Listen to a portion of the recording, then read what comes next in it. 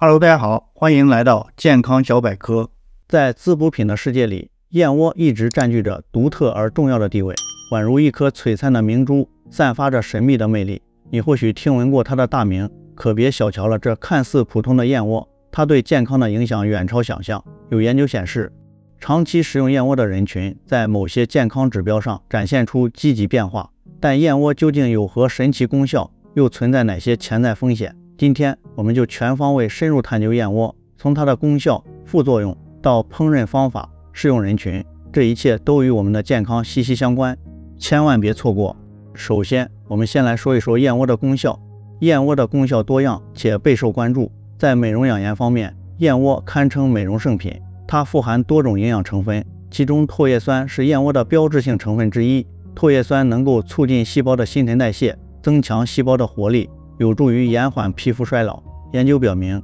燕窝中的唾液酸可以抑制酪氨酸酶的活性，减少黑色素的生成，从而达到美白肌肤的效果。长期食用燕窝的人群，皮肤往往更加光滑细腻，皱纹减少，色斑淡化。例如，在一些针对女性美容的研究中，让一组女性连续食用燕窝3个月后，通过专业的皮肤检测仪器发现，她们的皮肤水分含量增加，弹性增强，肤色也更加均匀亮泽。燕窝对免疫系统的调节也有着积极作用，它含有丰富的蛋白质和氨基酸，这些营养物质是构成免疫细胞的重要原料。蛋白质是人体免疫系统的基础，能够促进免疫细胞的生成和活性。燕窝中的氨基酸种类齐全，其中包括多种人体必需氨基酸，它们在免疫调节过程中发挥着关键作用。有研究追踪了一组免疫力低下的人群，在他们持续食用燕窝一段时间后，感冒、流感等感染性疾病的发生率明显降低，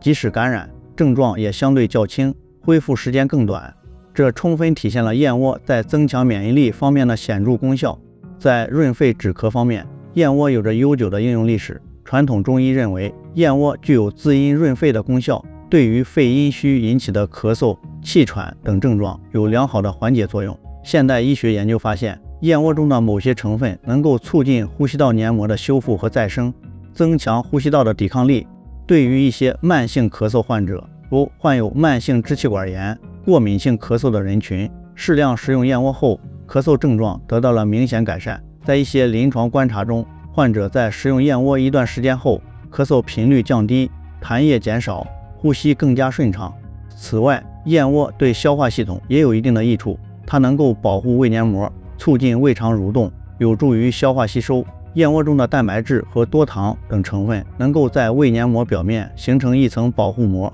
减少胃酸和食物对胃黏膜的刺激。对于一些患有胃炎、胃溃疡等胃部疾病的患者，适量食用燕窝可以缓解胃部不适，促进胃部疾病的康复。同时，燕窝中的营养成分易于消化吸收，不会给胃肠道带来过多负担，适合消化功能较弱的人群食用。接下来，我们再来说一说燕窝的副作用。尽管燕窝有诸多益处，但食用不当也会带来副作用。首先，燕窝价格昂贵，市场上存在一些假冒伪劣产品。如果购买到假燕窝，不仅无法获得其营养价值，还可能对健康造成危害。一些不法商家会用海藻、银耳等其他物质冒充燕窝，甚至添加有害化学物质来改善外观和口感。例如，用化学试剂漂白燕窝，使其看起来更加洁白，但这些化学物质可能会残留在燕窝中，人体摄入后会对肝脏、肾脏等器官造成损害。因此，在购买燕窝时，一定要选择正规渠道，确保产品的质量和安全性。其次，燕窝中含有一定量的蛋白质，对于一些特殊体质的人群，可能会引发过敏反应。过敏症状通常表现为皮肤瘙痒、皮疹、红肿，严重时可能出现呼吸道症状，如呼吸困难、哮喘等。在临床案例中，有患者在食用燕窝后短时间内皮肤出现大片红斑，瘙痒难耐，经诊断为燕窝过敏。因此，在初次食用燕窝时，建议先少量尝试，观察身体是否有过敏反应。对于已知过敏体质的人群，在食用燕窝前更要谨慎，最好先进行过敏测试。另外，燕窝在加工和储存过程中，如果卫生条件不达标，可能会受到微生物污染。例如，燕窝中可能会滋生霉菌，产生黄曲霉毒素等有害物质。黄黄曲霉毒素是一种强致癌物质，长期摄入会增加患癌症的风险，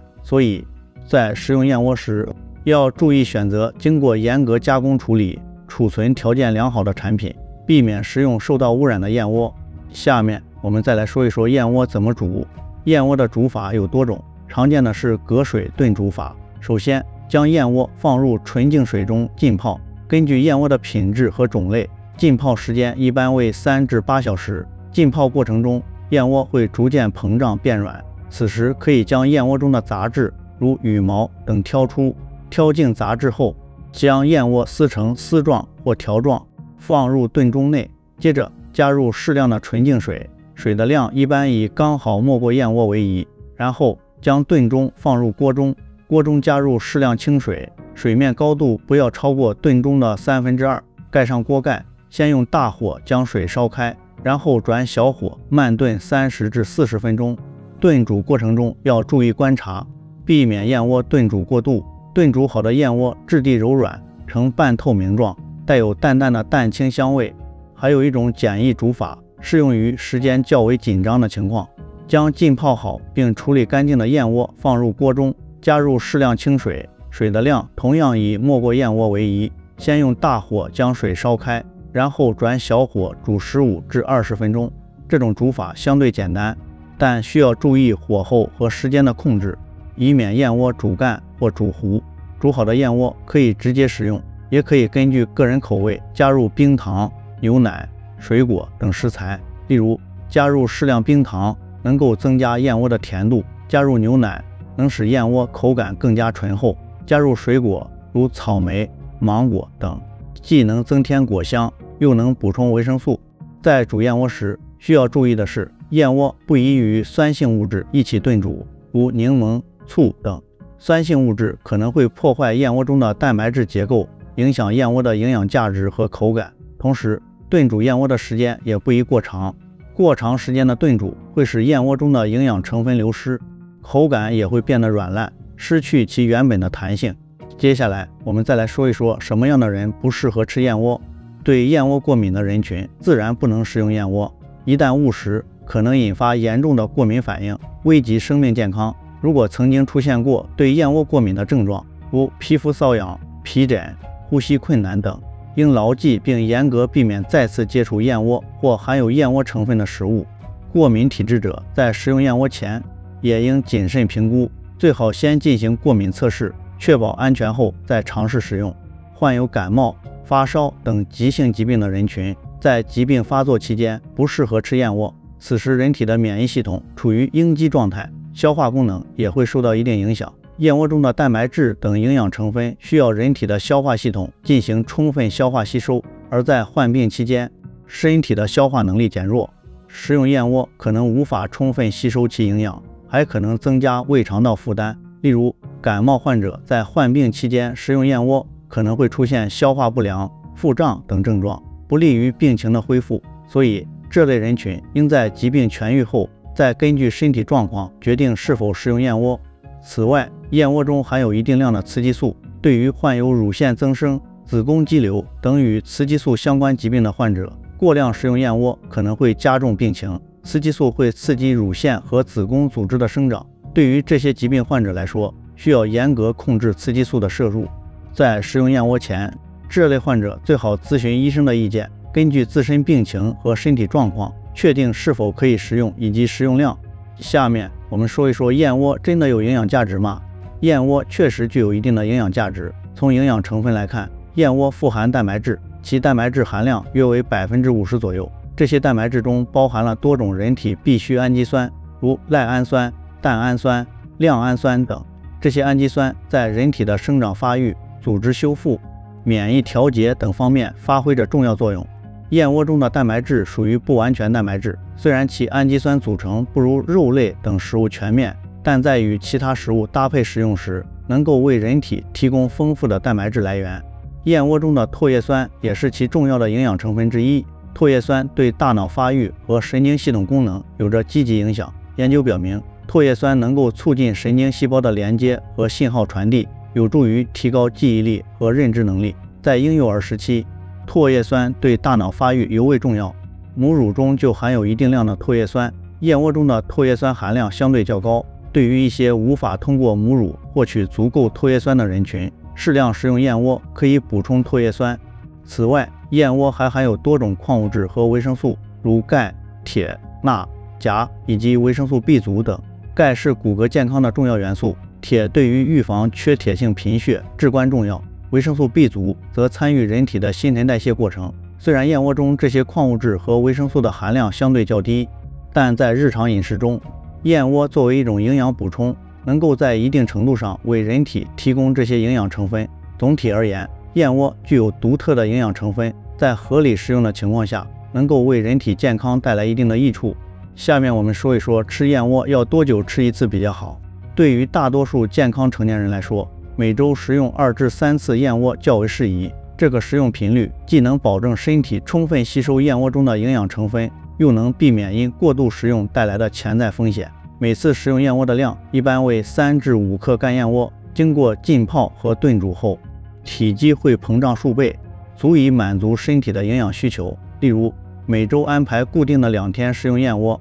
能够持续为身体提供燕窝中的营养，维持身体的健康状态。对于孕妇和哺乳期妇女，由于身体对营养的需求增加，每周可以食用3至4次燕窝。孕妇在孕期食用燕窝，有助于补充身体所需的营养，促进胎儿的生长发育。燕窝中的营养成分如蛋白质、唾液酸等，对胎儿的大脑发育和免疫系统形成有着积极作用。哺乳期妇女食用燕窝，不仅能够补充自身的营养消耗，还能通过乳汁为婴儿提供营养，但同样需要注意控制食用量，每次3至5克干燕窝即可。对于儿童，由于其消化系统尚未完全发育成熟，每周食用1至2次燕窝即可，每次食用量为1至2克干燕窝。儿童的食量相对较小，且对食物的消化吸收能力有限，过量食用燕窝可能会引起消化不良等问题。家长在给孩子食用燕窝时，要注意控制量，并观察孩子食用后的身体反应。需要注意的是，以上食用频率仅供参考，具体食用频率还应根据个人的身体状况、饮食习惯等因素进行调整。如果因为特殊原因，如身体处于特殊的健康状态或环境中，需要增加或减少燕窝的食用频率，最好咨询医生或营养师的意见。下面我们说一说燕窝对咳嗽好吗？燕窝对咳嗽确实有一定的缓解作用，尤其是对于肺阴虚引起的咳嗽，燕窝具有滋阴润肺的功效。肺阴虚时，肺部津液不足，容易出现干咳无痰或痰少而黏、咽干口燥等症状。燕窝能够滋养肺阴，补充肺部所需的津液，从而缓解咳嗽症状。现代医学研究也发现，燕窝中的某些成分能够促进呼吸道黏膜的修复和再生。当呼吸道受到损伤，如因感染、过敏等原因导致黏膜受损时，燕窝中的营养成分可以刺激黏膜细胞的生长和修复，增强呼吸道的抵抗力，减少咳嗽的发生。在一些针对慢性咳嗽患者的研究中，让患者食用燕窝一段时间后，咳嗽症状得到了明显改善。例如，患有慢性支气管炎的患者在食用燕窝后，咳嗽频率降低，痰液变得稀薄，更容易咳出。然而，需要注意的是，燕窝并不能替代药物治疗咳嗽。如果咳嗽症状较为严重或者持续时间较长，应及时就医，明确病因，并在医生的指导下进行治疗。燕窝只能作为一种辅助的食疗方法，在缓解咳嗽症状、促进身体恢复方面发挥一定的作用。在食用燕窝缓解咳嗽时，也可以根据个人情况搭配一些具有止咳功效的食材，如雪梨、百合等，增强止咳效果。例如，将燕窝与雪梨一起炖煮，制作成燕窝雪梨汤，既能滋阴润肺，又能清热止咳，对于肺阴虚咳嗽有较好的疗效。好了，今天关于燕窝的知识就为大家介绍到这里。相信通过今天的影片，大家对燕窝有了全面而深入的了解。以后的影片我们将聚焦如何辨别优质燕窝，以及燕窝在传统滋补和现代美食中的创新应用。在市场上，燕窝的品质参差不齐，怎样才能挑选到真正优质、营养丰富的燕窝呢？在传统滋补配方和现代美食创意中，燕窝又有着哪些令人意想不到的巧妙应用呢？这里面有很多实用的技巧和有趣的知识。为了不错过精彩内容，记得先订阅我们的频道哦。我们下期再见。祝订阅和点赞的朋友长生不老，永远不死，死了也能原地复活，爱你哟！